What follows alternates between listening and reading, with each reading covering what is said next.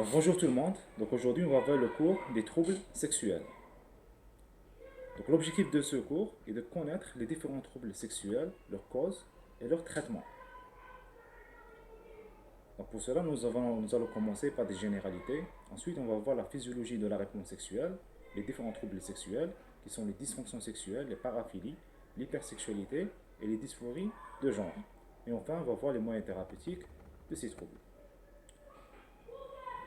Donc le terme sexualité englobe les phénomènes de la reproduction biologique des organismes, les comportements sexuels permettant cette reproduction, et enfin les nombreux phénomènes culturels liés à ces comportements sexuels. Donc chez la plupart des animaux, le comportement sexuel correspond seulement à un comportement de reproduction, la fécondation est le but fonctionnel de ce comportement. Par contre, chez l'homme, la sexualité a d'autres significations et d'autres buts. Donc ça peut être par exemple la recherche du plaisir sexuel, comme ça peut être aussi un symbole du pouvoir, d'une valeur ou d'une place sociale de l'individu, par exemple les rois qui ont un harem au sein de leur château. Donc la sexualité est influencée par les époques, les cultures, les croyances et les représentations sexuelles. C'est pour cela qu'il n'est pas toujours facile de définir une norme en matière de sexualité. La sexualité dite normale fait partie de la bonne santé de tout individu et un trouble de l'une de ses composantes physiologiques expose l'individu à des souffrances psychologiques parfois importantes et parfois cause de dépression. Aussi, les troubles du comportement sexuel peuvent être responsables de conduites délictueuses, voire de crimes sexuels. C'est le cas par exemple de la pédophilie. Maintenant, on va voir la physiologie de la réponse sexuelle. Donc, voici les différentes phases de la réponse sexuelle. Donc on a d'abord le désir sexuel, ensuite on a la phase d'excitation, la phase en plateau, l'orgasme, la phase d'irrésolution et enfin la période réfractaire. Donc le désir sexuel, c'est le souhait d'avoir des rapports sexuels. Il peut être soit spontané ou déclenché par des activités fantasmatiques, par une stimulation des zones érogènes. Il y a aussi des facteurs incitateurs du désir sexuel qui sont hormonaux, comme la testostérone et l'œstrogène, ou psychiques, l'attirance ou le sentiment amoureux. La deuxième phase, c'est la phase d'excitation. Donc chez l'homme, c'est l'établissement de l'érection. Donc le pénis devient ferme et élargi. Et chez la femme, c'est la lubrification vaginale, la tumescence du tiers inférieur du vagin qui va s'accroître en longueur. On a une augmentation du volume du clitoris et des petites lèvres. Donc les grandes lèvres sont écartées. Donc durant la phase d'excitation, on observe une élévation du rythme cardiaque, 100 à 120 battements par minute pendant l'excitation, une augmentation de la tension artérielle systolique de 3 à 10 points, on a une hyperventilation, une augmentation du tonus musculaire, et au niveau cutané, on a une rougeur et une augmentation de la sensibilité. La troisième phase, c'est la phase en plateau. Donc pendant cette phase, les phénomènes de la phase d'excitation que nous avons vus restent stables au maximum de leur développement. C'est durant cette phase qu'il y a la réalisation de l'acte sexuel. Ensuite, on a l'orgasme. Donc on peut définir comme la manifestation globale de l'organisme dont la composante la plus importante est une sensation de plaisir intense. Donc il est contemporain de l'éjaculation chez l'homme. Par contre, chez la femme, le clitoris se rétracte, le vagin subit une dizaine de contractions involontaires, le périnée et l'utérus se contractent par saccades, et chez la femme, il n'est pas systématique par stimulation vaginale lors des rapports sexuels, sauf qu'il s'agisse d'un problème pathologique, il est plus systématique lors de la stimulation clitoridienne. L'orgasme s'accompagne d'une sensation de perte de contrôle associée à des manifestations neurovégétatives, sont des frissons, rougeurs cutanées, respiratoires, mais aussi vocales ou motrices. La phase de résolution. Donc pendant cette phase, les phénomènes de la phase d'excitation diminuent rapidement pour les hommes et pour les femmes, cette phase est plus lente. La période réfractaire, elle correspond chez l'homme à l'impossibilité de réinitier une érection après l'éjaculation. Elle est de durée variable selon les hommes et les circonstances. Elle s'allonge avec l'âge. Donc la femme n'a pas de période réfractaire et peut avoir plusieurs orgasmes successifs. Donc cela est dû au fait que chez la femme, il n'y a pas d'éjaculation, donc elle n'a pas vraiment besoin d'une période réfractaire pour réinitier un autre rapport sexuel. Donc là, on a deux schémas comparatifs entre la réponse sexuelle chez l'homme et la réponse sexuelle chez la femme. On peut voir que la seule différence est la période réfractaire. qui est présente chez l'homme et pas chez la femme. Donc l'activité sexuelle met en jeu ces effecteurs périphériques qui sont les organes génitaux, les zones érogènes, mais aussi leur vascularisation, leur innervation et des voies et centres médulaires et cérébraux. Donc l'érection est un phénomène vasculaire actif faisant intervenir la musculature lisse des corps caverneux. Sa commande nerveuse et parasympathique, des médiateurs spécifiques intracaverneux tels que l'oxyde nitrique y participent. La commande périphérique de l'éjaculation est sympathique. Donc, au niveau cérébral, parmi les neuromédiateurs, on a la dopamine, qui est celui du plaisir et probablement du désir, tandis que la sérotonine est plutôt anti-libido et retarde l'orgasme. Donc, la physiologie sexuelle nécessite que la testostérone ne soit pas effondrée chez l'homme, tandis que chez la femme, désir et plaisir seraient aussi sous la dépendance du peu de testostérone produit par la surrénale. Maintenant, on va voir les différents troubles sexuels. Donc, les troubles sexuels comprennent les dysfonctions sexuelles, les paraphilies, l'hypersexualité et les dysphories de genre. On commence par les dysfonctions sexuelles. Donc, les dysfonctions sexuelles sont décrites en référence à la phase de la réponse sexuelle qui est altérée. Donc, on décrit donc dans les deux sexes les troubles du désir, les troubles de l'excitation, les troubles de l'orgasme, auxquels il faut ajouter les troubles sexuels avec douleur. Donc, les dysfonctions sexuelles sont très fréquentes en population générale. Donc, on a 8 à 10% de dysfonction érectile, 15 à 30% d'éjaculation précoce, 2 à 4% de troubles de l'orgasme chez l'homme et 30% de troubles du désir et de troubles de l'orgasme chez la femme. Donc, clinique des dysfonctions sexuelles. Premièrement, les troubles du désir sexuel. Donc, on peut avoir soit une baisse du désir sexuel, et dans ce cas, il s'agit d'une diminution ou d'une absence totale du désir et de l'intérêt sexuel, soit on a carrément une aversion sexuelle. Donc, c'est des personnes qui ont un dégoût de la sexualité. Ils ne peuvent même pas s'imaginer en contact avec le sexe opposé. Donc, il faut penser toujours à éliminer systématiquement devant un trouble du désir sexuel une cause non psychique ou non psychiatrique de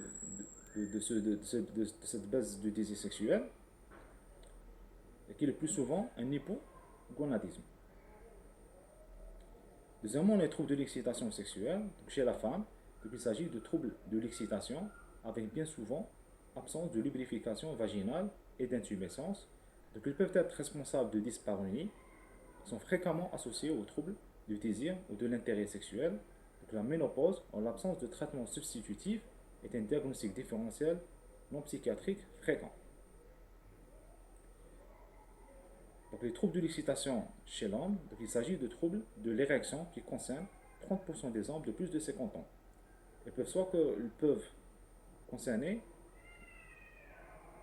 donc il peut y avoir soit des difficultés à obtenir de l'érection, soit des difficultés à maintenir l'érection jusqu'à la fin de l'activité sexuelle, soit une diminution de la rigidité de l'érection. Donc il y a des éléments qui peuvent nous orienter si la cause de cette dysfonction érectile est plutôt d'origine psychique ou plutôt d'origine organique. Par exemple, le maintien des érections matinales est en faveur de l'étiologie psychiatrique du trouble, de même que la sélectivité pour un ou une partenaire ou encore le caractère occasionnel de la dysfonction érectile. Donc, le trouble de l'érection chez l'homme est facilement identifiable. Donc, par contre, le trouble de l'excitation chez la femme est relativement difficile à étudier. En effet, les femmes elles-mêmes n'ont pas toujours une claire perception de leur niveau d'excitation physique. Il est difficile de différencier chez elles ce trouble d'un trouble du désir. Donc, la dysfonction érectile est la dysfonction sexuelle la plus étudiée, la plus traitée, la plus médicalisée, c'est-à-dire la plus entrée dans le champ de la médecine. Ceci est lié à son caractère très repérable, déjà cité, à son importance symbolique pour l'homme, entraînement ou non, et à la découverte récente de traitements médicaux efficaces de plus en plus perfectionnés. Maintenant, on passe au trouble de l'orgasme, le trouble de l'orgasme chez la femme. Donc, on a soit une absence ou retard persistant ou répété de l'orgasme après une phase d'excitation sexuelle normale. Il faut prendre en considération l'âge de la femme, son expérience sexuelle et l'adéquation de la stimulation sexuelle reçue. Il faut préciser aussi de quel orgasme il s'agit, clitoridien ou vaginal. Les troubles de l'orgasme chez l'homme, donc on a l'éjaculation retardée, Et dans ce cas, l'éjaculation intervient après une période d'excitation sexuelle subjectivement trop longue. Généralement, on parle d'éjaculation retardée lorsque ça dépasse 15 minutes. Et parfois, on a une anéjaculation, c'est-à-dire absence totale d'éjaculation. Il faut savoir qu'il est ennuyeux pour la satisfaction du patient qui tarde à venir ou ne vient pas, et celle de la partenaire habituelle qui n'apprécie pas d'être stimulée au-delà de ses souhaits. Donc c'est une cause qui est curable d'infertilité. Toujours les troubles de l'organe chez l'homme, on a l'éjaculation précoce ou éjaculation prématurée. C'est un trouble de l'éjaculation qui est persistant ou répété lors de la stimulation sexuelle minime avant, pendant ou juste après la pénétration et avant que le sujet ne le souhaite. Donc elle est banale lors des premiers rapports sexuels. Donc c'est la dysfonction sexuelle masculine la plus répandue, 20 à 30% des hommes. Elle est assez toxique pour la relation de couple que la partenaire peut se sentir exploitée par un homme qui lui semble prendre son plaisir sans se soucier d'elle. Maintenant, on passe aux troubles sexuels avec douleur. On a la dyspareunie. C'est des douleurs génitales persistantes ou répétées associées au rapport sexuel, soit chez l'homme, soit chez la femme. Donc, ce trouble est souvent associé à des lésions ou affections médicales, plus fréquentes chez la femme en raison des grossesses et de leurs complications, et peut être uniquement lié à des facteurs psychologiques. On a le vaginisme. Le vaginisme, c'est quoi? C'est des spasmes involontaires répétés ou persistants de la musculature du tiers externe du vagin, perturbant les rapports sexuels. Donc il s'agit d'un phénomène de type phobique. Donc il s'agit en fait de femmes qui ont peur de la pénétration. Donc ce phénomène était classiquement responsable de la non-consommation du mariage et pouvait soit durer des années, soit donner lieu à des thérapeutiques inadaptées et traumatisantes. Donc ils se soignent très bien, la plupart du temps, par un traitement cognitif comportemental simple, effectué par un gynécologue ou un sexologue. Donc voilà, vous avez dans cette image ce qu'on appelle les dilatateurs vaginaux. Donc comment on va les utiliser? Donc on les utilise dans le cadre de la thérapie cognitive comportementale. Donc comment on va les utiliser? Donc c'est des dispositifs donc, que la femme peut introduire dans son vagin. Donc on va demander à la femme de s'allonger, tout d'abord de se relaxer, par exemple en prenant une douche. Ensuite, elle va s'allonger dans son lit et va utiliser un gel lubrifiant pour lubrifier ses dispositifs. Et ensuite, on peut lui demander aussi de mettre un miroir devant son appareil génital, parce qu'en fait, c'est des femmes qui ont peu de connaissances sur leur propre anatomie. Donc le fait de mettre le miroir, ça va les aider à découvrir leur anatomie. Puis ensuite, on va leur demander d'introduire ces dispositifs dans leur vagin progressivement, en commençant par la petite taille, puis augmenter progressivement. Et avec le temps, si vous voulez, ces femmes vont vaincre cette phobie et cette peur va disparaître. Donc c'est une technique d'exposition.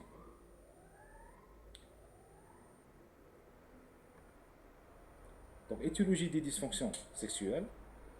Donc premièrement, on a les causes psychiques individuelles. Donc on a les troubles mentaux. Donc la plupart des troubles mentaux sont à l'origine de dysfonctions sexuelles, sauf la manie qui stimule, qui entraîne une hypersexualité, donc qui stimule la sexualité. Donc on a parmi les causes, on a l'anxiété sociale, la timidité, la phobie sociale, anxiété de performance, les traumatismes psychiques actuels, par exemple viol, événements de vie défavorables, abus sexuels, maltraitance physique, psychologique dans l'enfance. Donc toutes ces causes peuvent être à l'origine de dysfonctions sexuelles. On a les causes psychiques de couple, donc les messages positifs de l'un ou du partenaire renforcent puissamment la motivation sexuelle et le fonctionnement sexuel, et inversement, les messages négatifs les inhibent. Les problèmes et difficultés de couple passagers au plus profond sont par ce mécanisme des facteurs fréquents et puissants de dysfonction sexuelle sont aussi, heureusement, très sensibles à des traitements de couple adaptés.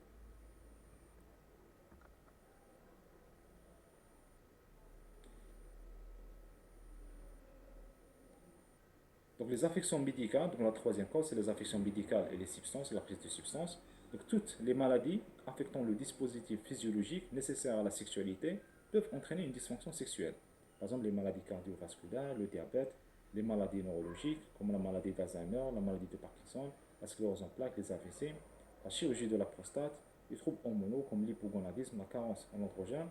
Toutes ces pathologies-là peuvent entraîner des dysfonctions sexuelles et la prise de substances, par exemple la prise de tabac, des substances illicites, certains médicaments, comme par exemple les anti-hormones, les antidépresseurs et le neuroleptique, et à moindre degré, les divers traitements de l'hypertension. Donc maintenant, on passe aux moyens thérapeutiques de dysfonction sexuelle. Donc on a les psychothérapies. Il y a les psychothérapies individuelles, générales, qui sont peu adaptées. Les psychothérapies individuelles centrées sur la dysfonction sexuelle, qui sont d'inspiration essentiellement cognitivo-comportementale, comme la technique que nous avons déjà vue.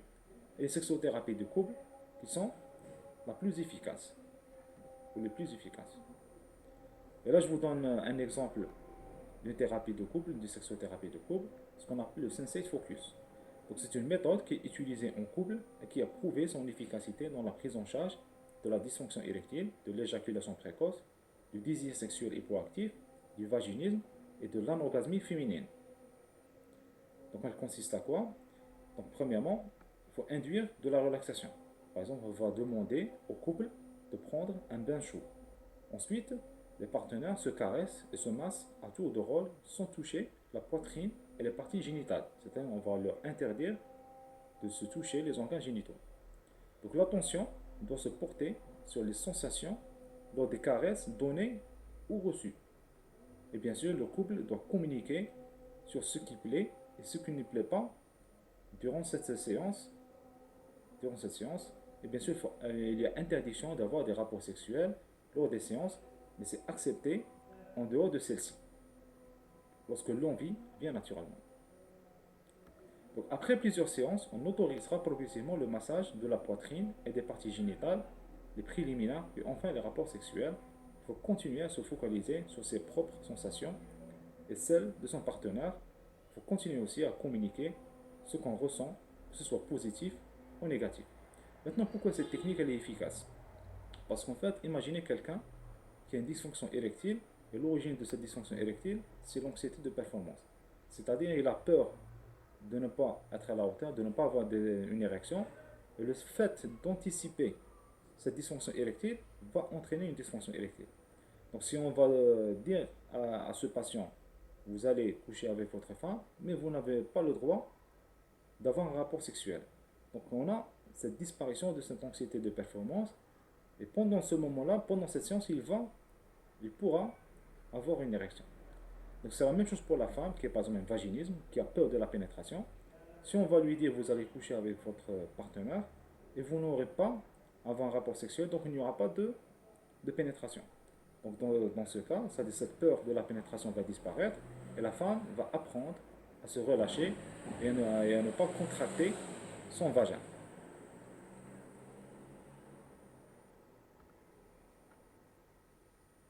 Donc il y a aussi les traitements médicamenteux ou chirurgicaux. Par exemple, pour le traitement de la dysfonction érectile, elle peut être traitée par les androgènes en cas d'insuffisance avérée, par les inhibiteurs de la phosphodiesterase de type 5, qui sont le Viagra et le Cialis, qui favorisent l'action de l'oxyde nitrique. Donc en fait, c'est des médicaments que le patient doit prendre une demi-heure ou une heure avant le rapport sexuel. Et contrairement à ce qu'on peut penser, ce n'est pas des médicaments qui vont entraîner systématiquement une érection, c'est-à-dire cette érection elle va survenir s'il y a une partenaire, s'il y a une envie d'avoir des rapports sexuels. Donc il y a les vasodilatateurs actifs qui peuvent être utilisés par injection intracaveineuse, comme la papaverine ou la prostaglandine. Et enfin, il existe des prothèses péniennes semi-rigides, malléables ou gonflables à insérer chirurgicalement dans les corps caverneux et que la personne va gonfler en fait lorsqu'il veut avoir un rapport sexuel. Pour le traitement de l'éjaculation précoce, donc l'éjaculation précoce, elle peut être traitée par les inhibiteurs sélectifs de la sérotonine ou la clomipramine à des doses souvent faibles, à la demande ou en continu. Donc maintenant on passe aux paraphilies. Donc pour désigner les déviations de la sexualité, on utilise depuis longtemps la dénomination de perversion sexuelle. Donc les nosographies actuelles proposent d'autres appellations, par exemple trouble de la préférence sexuelle ou paraphilie. Donc les paraphilies sont des conduites sexuelles en rupture avec les pratiques sexuelles culturellement admises. Elles sont répétitives, vécues sans culpabilité et généralement exclusives. Donc c'est une véritable impuissance à éprouver l'orgasme sans la présence d'un environnement, d'un objet précis ou d'un comportement particulier nécessaire à l'excitation sexuelle. En fait, pour faire la part entre dysfonction sexuelle et paraphilie, dans les dysfonctions sexuelles, l'objet du désir, elle est normal. C'est-à-dire un homme qui désire une femme, d'accord? Mais la réponse sexuelle, elle est altérée. Donc, soit il n'arrive pas à avoir une érection, soit il a une éjaculation précoce, soit il n'a pas d'éjaculation, etc. Donc, c'est la réponse sexuelle, si vous voulez, qui est altérée. Par contre, dans les paraphilies, la réponse sexuelle, elle est normale. C'est-à-dire, c'est des personnes qui ont des érections, qui ont des éjaculations tout à fait normalement. Mais le problème il se situe où? Dans l'objet du désir. Par exemple, un homme adulte qui va désirer un enfant. Donc là, l'objet du désir il est pathologique. Donc on va voir quelques paraphilies, donc il y en a plein. On va voir les plus fréquentes. Donc on a le fétichisme, l'exhibitionnisme, le voyeurisme, le sadomasochisme, la pédophilie et le transvestisme. Donc c'est des pathologies qui sont fréquentes, surtout chez l'homme, à l'exception du masochisme qui est plus fréquent chez la femme. Il arrive qu'une seule personne puisse présenter à la fois plusieurs paraphilies. Donc beaucoup de paraphiles exercent des professions qui favorisent la réalisation de leurs tendances cliniques, donc le fétichisme. Donc, le fétichisme se définit par la dérivation de l'instinct sexuel vers un objet matériel qui seul sera susceptible de déclencher un scénario orgastique, auto-érotique ou avec un partenaire dont le rôle n'est qu'accessoire. Donc il est exclusivement masculin et il est rare chez la femme. Donc il s'agit le plus souvent d'un objet inanimé, manipulable, par exemple article vestimentaire, un sous-vêtement, chaussure, ou un objet avec une symbolique sexuelle, par exemple une poupée. Parfois l'attraction du fétichiste se fait vers une partie du corps, par exemple les cheveux, ou le plus souvent les pieds, quelquefois même vers une difformité. Parfois la quête du fétiche peut aller jusqu'au délit, par exemple vol de lingerie, section de natte, etc. Donc dans le fétichisme, en fait le fétichisme c'est quoi? Donc c'est des personnes, le plus souvent des hommes, qui ne s'intéressent pas à la femme tout entière. Soit ils vont s'intéresser à une partie de la femme, par exemple les pieds, les cheveux, etc. Soit ils vont s'intéresser, c'est-à-dire l'objet de leur désir, c'est carrément un accessoire et pas la femme elle-même. Par exemple des chaussures, des sous-vêtements, etc. Donc cette attirance ou ce désir, il est exclusif. C'est-à-dire c'est pas quelqu'un qui va désirer la femme et en même temps il préfère une partie. Mais c'est une personne qui préfère juste cette partie du corps ou juste cet accessoire qui l'excite.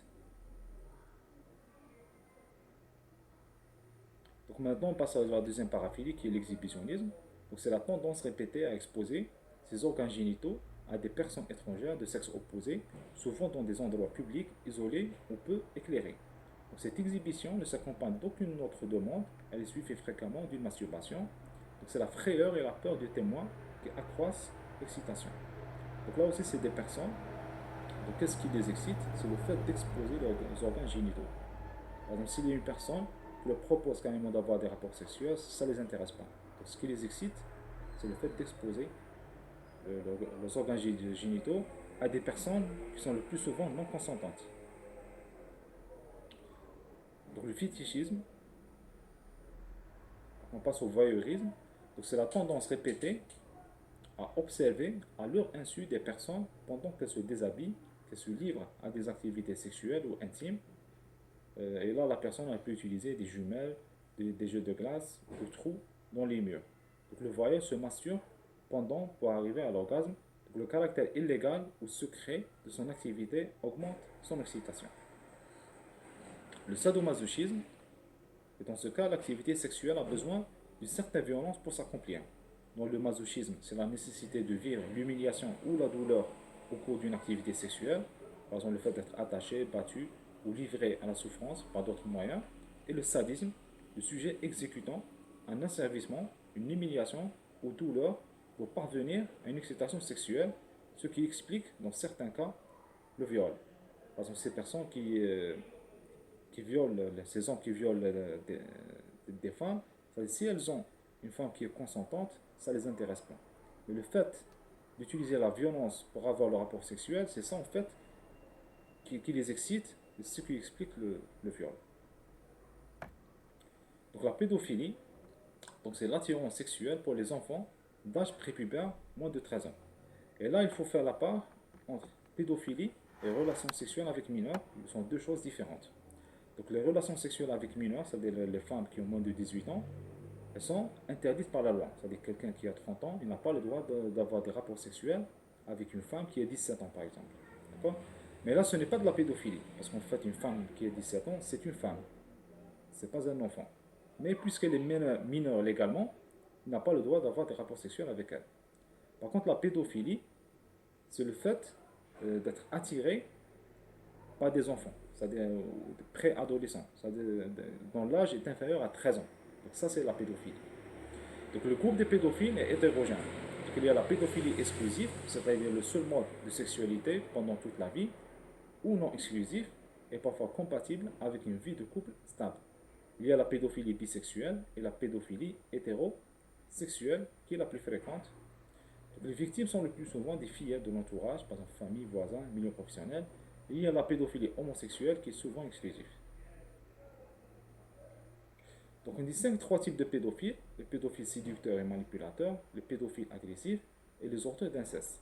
Donc les pédophiles séducteurs et manipulateurs, donc c'est des pédophiles qui vont tenter de séduire et de manipuler les enfants pour avoir des rapports sexuels. Par exemple, un pédophile qui va ouvrir un magasin, par exemple, pour vendre des jouets ou vendre des bonbons. Et là, il aura plein d'enfants qui vont venir chez lui. Peut-être qu'il va donner des cadeaux, des bonbons gratuitement à certains enfants, etc. Et là, si vous voulez, il va les séduire. Et après, il pourra avoir des rapports sexuels avec eux, avec leur consentement. Et bien, ça reste toujours interdit. Il y a les pédophiles agressifs. Et ça, je pense que tout le monde a vu des faits divers les concernant. Donc, c'est des personnes qui vont par exemple kidnapper des enfants, ils vont avoir des rapports sexuels avec eux avec force, et parfois ils les tuent après. C'est ce qu'on appelle les pédophiles agressifs. Enfin, les auteurs d'inceste, c'est des personnes qui vont avoir des rapports sexuels avec des enfants de leur entourage familial, et parfois même avec leur propre enfant. C'est ce qu'on appelle les pédophiles incestueux. Le transvestisme, le transvestisme, c'est le port de vêtements spécifiques de l'autre sexe. Il apparaît généralement dès l'enfance et tend à évoluer du transvestisme partiel, comme le port de sous-vêtements féminins, au transvestisme total, où l'homme s'habille entièrement en femme, y compris maquillage et perruque, puis il y a masturbation devant le miroir, rarement une relation sexuelle avec un partenaire. Donc le transvestiste est un hétérosexuel qui ne met pas en doute son identité sexuelle, contrairement au transsexualisme qui veut vivre autant que personne du sexe opposé. Donc l'aspect médico-légaux, donc est-ce que les paraphilies sont interdites par la loi ou non? En fait, ça dépend de quelle paraphilie. Donc si il s'agit d'une paraphilie où la personne va exercer euh, ce comportement, c'est-à-dire lorsqu'il est seul, il ne touche pas à la liberté des autres, donc ce n'est pas interdit par la loi. Par contre, quand on commence à toucher à la liberté d'autrui, là c'est interdit par la loi. C'est le cas par exemple de quelqu'un qui va violer un enfant ou une personne qui va exposer ses organes génitaux devant des personnes qui n'ont rien demandé. Donc là, c'est interdit par la loi parce qu'on touche à la liberté d'autrui, on touche à un enfant non consentant. Donc maintenant, on passe à l'hypersexualité. Donc elle est définie par une fréquence excessive, croissante et non contrôlée du comportement sexuel, en règle non déviant, dont les conséquences sont négatives pour le sujet qui en est atteint. Donc l'hypersexualité peut être le symptôme soit d'un trouble psychiatrique, par exemple d'un épisode maniaque, d'une maladie neurologique comme le syndrome frontal ou temporal, le syndrome de Klein-Levin, maladie de Parkinson traitée par agonisme dopaminergique ou parfois stimulation cérébrale profonde ou démence. Elle peut être liée aussi à une intoxication par une substance psychoactive, par exemple la cocaïne, l'amphétamine, les hallucinogènes, l'alcool, produits dopants à base de testostérone ou agonistes dopaminergiques prescrits en dehors de maladie de Parkinson, par exemple le syndrome des jambes sans repos ou adénome de la prostate. Donc maintenant on passe aux dysphories de genre, trouble de ce qu'on appelait avant le trouble de l'identité sexuelle ou le transsexualisme. Donc les dysphories de genre peuvent être définies par le fait d'avoir une identité de genre non conforme à son sexe de naissance, vécu dans un contexte persistant de souffrance. Donc la personne s'identifie de façon importante et persistante en genre opposé, en général depuis l'enfance, éprouve le désir d'avoir les caractères sexuels primaires et secondaire du sexe opposé de vivre et d'être traité comme quelqu'un du sexe opposé ou l'absence d'anomalies biologiques ou génétiques. Donc l'identité sexuelle doit être distinguée de l'orientation sexuelle qui correspond à l'attirance érotique envers les hommes, les femmes ou les deux sexes. En fait, c'est des personnes qui, pour eux, ils ont le mauvais corps. Par exemple, une femme, mais dans sa tête, elle est un homme et elle doit avoir le corps d'un homme. Ou le contraire, un homme qui, dans sa tête, c'est une femme et il doit avoir le corps d'une femme. C'est la différenciation de l'homosexualité. En effet, par exemple, un homme homosexuel qui a une attirance pour les hommes, il ne va pas vous dire je suis une femme. Il va dire je suis un homme et je suis attiré par les hommes. Donc, dans ce cas de la dysfonction du genre, ce n'est pas ça. Donc, un homme, il ne va pas vous dire je suis un homme et je suis attiré par le même sexe. Il va vous dire mon corps n'est pas le bon, je dois changer de corps, je dois avoir le corps de l'autre sexe. Au risque qu'il y a aussi atteinte à un mineur. Donc, les aspects thérapeutiques. Donc, il existe certains traitements psychothérapeutiques, cognitifs et comportementaux qui peuvent être efficaces.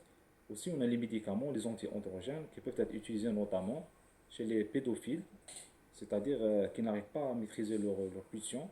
Donc, on peut leur donner des anti-androgènes pour diminuer, si vous voulez, leur pulsion sexuelle. Pour le traitement des dysphonies de genre, donc les personnes transsexuelles peuvent alors bénéficier d'un traitement hormonal puis chirurgical dans un contexte de suivi psychologique afin de faire correspondre leur anatomie au genre auquel elles ont le sentiment d'appartenir, c'est-à-dire il y a des interventions chirurgicales qui permettent à ces personnes-là de changer carrément de sexe. On commence généralement par un traitement hormonal, et ensuite on passe à une intervention chirurgicale pour changer carrément le sexe. Et voilà, je vous remercie.